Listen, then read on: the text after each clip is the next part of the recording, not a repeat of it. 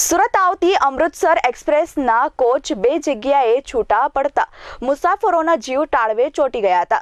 જોકે તાત્કાલિક જાણથી મોટી જાનહાનિ ટળી હતી. મહારાષ્ટ્ર અને ગુજરાતમાં ભારે વરસાદને પગલે એક બાજુ જનજીવન પ્રભાવિત થયું છે, ત્યારે બીજી બાજુ પશ્ચિમ રેલવેમાં એક મોટી દુર્ઘટના થતા રહી ગઈ છે. બાંદ્રા ટર્મિનસ અમૃતસર એક્સપ્રેસ ટ્રેનના કોચ બે જગ્યાએ છૂટા પડી ગયા હતા.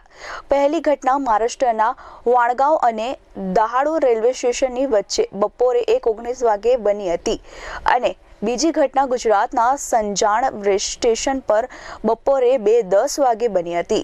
આ ઘટનાને પગલે એક બાજુ મુસાફરોના જીવ તાળવે ચોંટી ગયા હતા, જ્યારે બીજી બાજુ રેલવે તંત્ર પણ દોડતું થઈ ગયું હતું.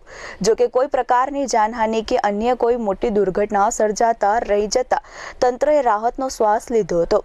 જોકે આ ઘટનામાં પશ્ચિમ રેલવે દ્વારા તપાસના આદેશ આપવામાં આવ્યા છે. આ ઘટનાને પગલે લાંબા અંતરની મેલ એક્સપ્રેસ ટ્રેનના કોચના મેન્ટેનન્સ અંગે ગંભીર સવાલો ઊભા થયા છે. રેલવે અધિકારીઓએ જણાવ્યું હતું કે આ ટેકનિકલ સમસ્યા હતી અને મુસાફરોની સુરક્ષા પર કોઈ અસર થઈ નથી.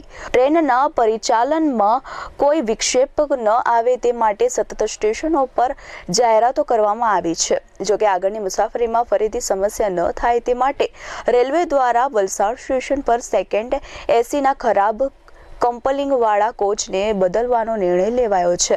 ટ્રેન વલસાડ પહોંચી, જ્યાં કોચ બદલવાની કાર્યવાહી હાથ ધરાઈ હતી.